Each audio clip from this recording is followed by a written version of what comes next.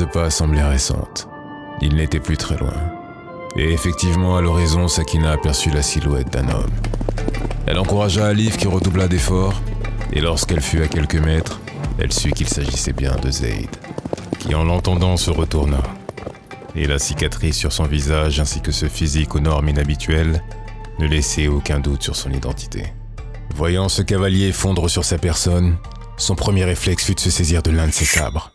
Dès lors, Sakina exécuta une technique consistant à faire galoper Alif de manière circulaire tout autour de Zayd, ce qui eut pour effet de projeter des particules de sable, créant ainsi un épais nuage et réduisant sa visibilité. C'est alors qu'elle se mit à siffler. Alif s'arrêta et effectua une ruade. Ses sabots manquèrent de très peu d'atteindre le visage de Zayd. On peut dire qu'il avait eu énormément de chance. Mais l'attaque fut suffisante pour lui faire perdre l'équilibre. À ce moment, Sakina descendit de selle. À peine ses pieds touchèrent le sol qu'elle fit tournoyer son bâton au-dessus de sa tête, effectuant des moulinets tout en faisant face à Zayd. Et dans son habituel claquement sourd, son bâton toucha lourdement sa cible. Zayd en resta bouche bée. Ce n'était pas de la peur que l'on pouvait lire sur son visage, mais de l'admiration. Il était fasciné par Sakina. Il ne comprit pas tout de suite ce qui venait de se passer, pensant dans un premier temps que l'attaque lui était destinée, mais réalisa qu'une vipère à cornes était sur le point de l'attaquer et qu'elle venait de lui sauver la vie. Pour qui était familier, la robe de ces vipères avait la particularité d'imiter parfaitement les nuances du sable, leur permettant, en se terrant sous ces derniers, de survivre aux fortes chaleurs et, en chutant, Zayd s'était retrouvé à proximité de l'une d'entre elles.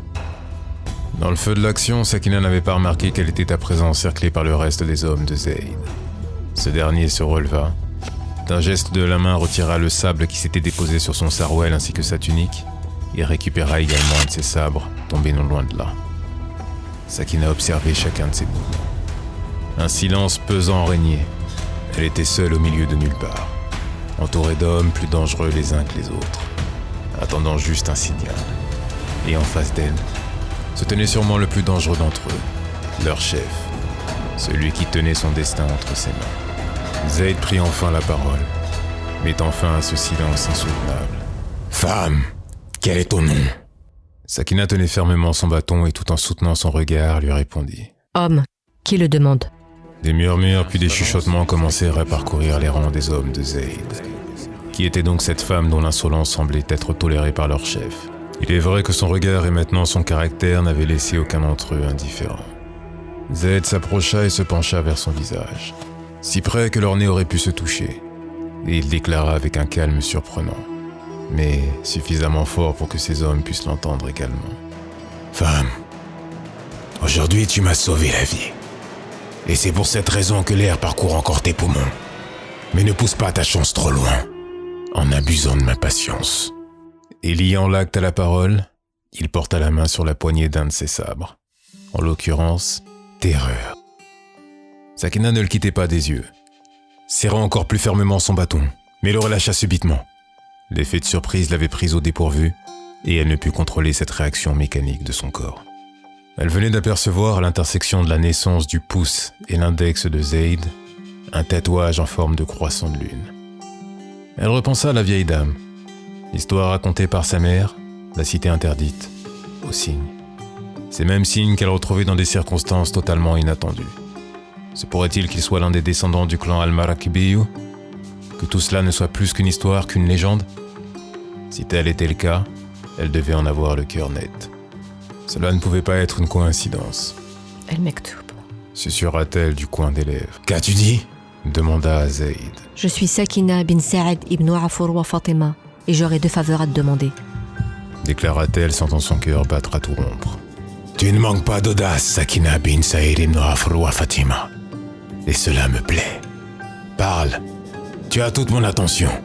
Mais toutefois, aucune garantie que j'accède à tes requêtes, » dit-il en souriant. « Alors tout d'abord, le coffret en or dérobé à une femme du nom de Salwa durant votre dernière aide. Le contenu a plus de valeur que le contenant, car il pourrait sauver la vie d'un jeune garçon. Et cela n'a pas de prix, mais à la condition qu'il soit remis au plus vite au village. » Très bien, continue. Enfin, je dois me rendre dans la cité interdite. Et je ne pense pas me tromper en affirmant que tu es un des rares membres du clan El-Marakibiyu, et j'aimerais que tu me guides. Le sourire s'effaça sur le visage de Zayd, laissant place à un regard rempli de gravité. autre chose ? Non. Es-tu sûr ? Et il se tourna vers ses compagnons. Mes chers frères, sommes-nous enclins à nous montrer aussi généreux ? Certes, elle est la raison pour laquelle je me tiens encore devant vous, mais est-ce un échange équitable ? Yallah ! Faites résonner vos voix et avec elles votre verdict. Les compagnons de Zayd firent gronder leur voix dans une vague sonore de laquelle résonnait un seul et unique mot. Qui fut repris également par ce dernier pour ponctuer cette concertation. Naam. Nul doute que Sakina avait gagné le respect de ses hommes, car, à l'unanimité, ils avaient décidé d'accéder à ces deux requêtes. Ce qui vient de se dérouler est de l'ordre de l'exceptionnel. Sois-en bien consciente. Nous honorerons notre engagement, mais après ça, il est préférable que nos chemins ne se recroisent plus. Cela me convient, Répondit Sakina.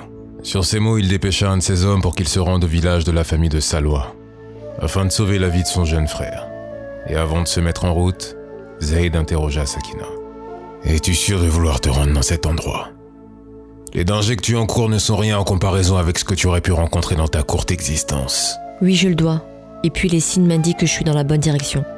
Si les signes le disent, alors, Mektoub. Dès lors, ils entamèrent leur expédition. Zayd ouvrant la voie, suivi par Sakina et le reste de la bande. Cela faisait maintenant plus d'1 heure qu'ils chevauchaient, mais pas assez vite selon Sakina. Elle se mit au niveau de Zayd et le questionna. Ne peut-on pas aller plus vite ? Pourquoi ce rythme lent ? Si notre destination est droit devant, il n'y a rien qui nous empêche d'accélérer, pourquoi tant de précautions ? Et Zayd de lui répondre. Certes, la voie est clairement définie. Nous allons droit devant, vers l'est. Mais il est préférable de garder ce petit trot car dans le désert, le danger n'est pas visible mais il est partout. Et cela peut nous coûter très cher.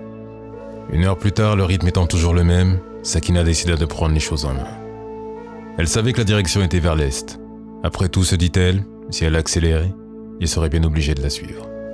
Elle commença discrètement sa manœuvre, grappillant minutes et coudées, mais lorsqu'elle dépassa Zayd, elle se dit que de toutes les manières, ses intentions étaient claires maintenant. Nul besoin d'être discrète, et elle accéléra, laissant 4 bonnes coudées entre eux. Zayd la rattrapa et lui dit « Sakina, nul besoin de te presser, prends le temps, profite de ce calme apparent. Tout peut changer très rapidement, croisant notre expérience. Il est préférable que nous restions groupés. Et puis tu sauras que nous sommes arrivés lorsque tu verras l'oasis, car 300 coudées avant seront les portes de la cité interdite. » Le temps presse justement, je n'ai pas cette patience. Je dois aller au bout de ma quête, cela a trop duré. Nous pouvons très bien être groupés tout en pressant le pas. Et c'est ce qu'elle fit, creusant à nouveau l'écart. Mais cette fois-ci, Zayd ne partit pas à sa poursuite. Et se dit qu'aussi impressionné qu'il avait été lors de leur première rencontre, elle était loin d'être aussi parfaite qu'il l'avait imaginé.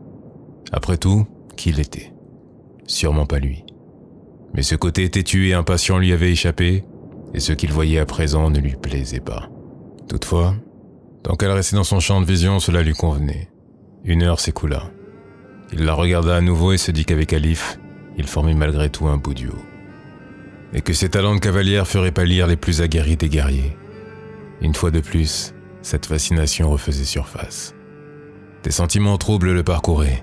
Lui qui pourtant était réputé d'une cruauté sans faille, serait-il en train de s'adoucir ? Serait-elle en train de l'adoucir ? Le sirocco commença à se lever et cela le ramena à la réalité. Un danger arrivait. Il accéléra pour rattraper Sakina. Et elle, le voyant galoper suivi par tous les compagnons, se dit qu'enfin, ils avaient décidé d'adopter un rythme plus soutenu et accéléra de nouveau. Zayd hurla de toutes ses forces. « Sakina, ralentis ! Une tempête de sable arrive ! Une tempête de sable !» En effet, familier des lieux, il avait pressenti ce qui allait arriver. C'était la pire de toutes les tempêtes de sable. Celle qui était connue sous le nom de Habboub. Zayd était désemparé. Il hurla le nom de Sakina, mais aucune réponse ne lui revint en retour. La visibilité devenait difficile, et très vite elle devint impossible. Dans ces conditions, une seule option possible, attendre que cela se tasse. Ils se mirent tous au ras du sol, se couvrirent les yeux, et en firent de même avec leur monture. Zayd, au fond de lui, espérait que Sakina soit saine et sauve, et lorsque les conditions furent suffisamment acceptables, ils se mirent à sa recherche. Ils galopèrent ainsi près d'une bonne demi-heure. Et là, il la vit avançant à vive allure sur son fidèle et loyal Alif. Il se hâta d'aller à sa rencontre quand il entendit ses hommes crier « Fèche, fèche, fèche !» Il savait ce que cela signifiait. Ils avaient atteint les limites de la cité interdite, mais pire encore, un danger plus important menaçait. Sakina, arrête-toi! Sakina, arrête! Lui hurla-t-il. Il ne s'agissait plus de ralentir. Elle devait s'arrêter complètement et lui répondit. Je vois l'oasis! Je vois l'oasis!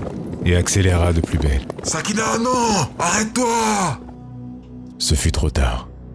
Il avait fait tout ce qui était en son pouvoir, mais elle n'avait pas voulu patienter. Et dans son empressement, elle venait de tomber dans l'un des plus redoutables pièges de la cité interdite. Le terme « fèche-fèche » que les hommes hurlaient signifiait « sable mouvant ».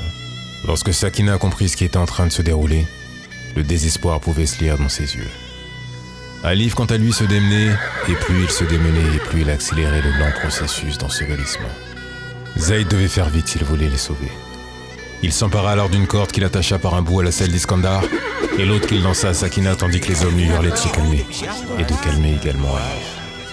C'est ce qu'elle fit, tout en essayant d'attraper la corde lancée par Zayd. Alif, oh mon Alif, compagnon de toujours, loyal, fidèle. Nous en avons partagé des moments ensemble, et nous en partagerons d'autres. Regarde, ils mettent tout en œuvre pour nous sortir de là. Ces paroles, associées aux caresses qu'elle lui prodiguait d'une main, tout en essayant d'attraper la corde de l'autre, parvinrent à calmer Alif. Mais déjà les 2/3 de son corps étaient ensevelis.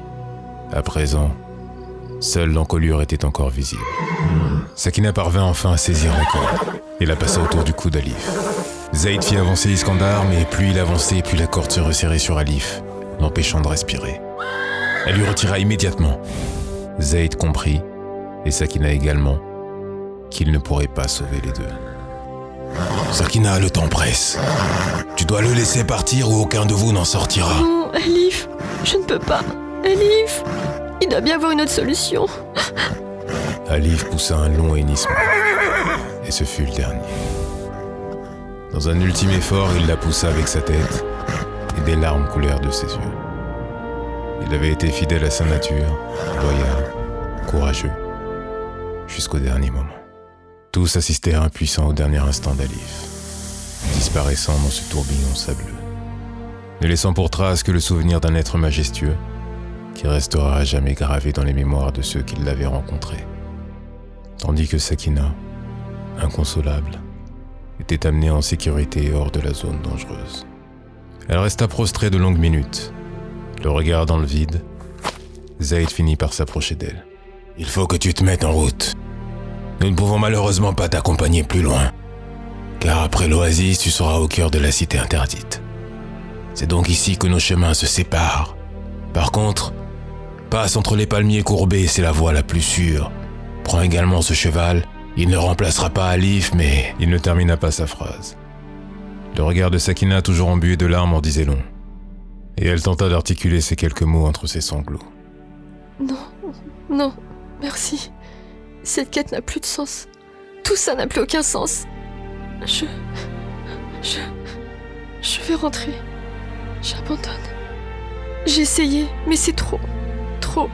Zayd se rapprocha d'elle et lui dit avec fermeté. Je vais te faire une confidence. Lorsque je t'ai vu, c'est ton caractère qui m'a plu. C'est sûrement pour cette raison que je me tiens devant toi maintenant. Tu es une femme hors du commun, je peux te garantir qu'aucun de mes hommes n'aurait suivi s'il n'avait pas ressenti cela également. Si tu souhaites abandonner, fais-le. Sache juste que les épreuves de la vie sont parfois dures, mais elles peuvent devenir également un moteur pour nous pousser à nous dépasser et aller au-delà de nos limites. Au final, c'est ta décision. Il se redressa et se dirigea vers sa monture, où ses hommes attendaient le signal du départ. Une fois en selle, il se retourna vers Sakina qui, la tête baissée, n'osait plus soutenir son regard. Pleure Alif le temps qu'il t'est nécessaire, et sens-toi libre de nous rejoindre. Ou va affronter ton destin, ton choix, ta décision. Et si ceci est notre dernier échange, ce fut un honneur, Sakina bin Saïd ibn Afourwa Fatima. Et sur ces dernières paroles, Zayd et ses hommes prirent la route, la laissant à sa réflexion et à son deuil.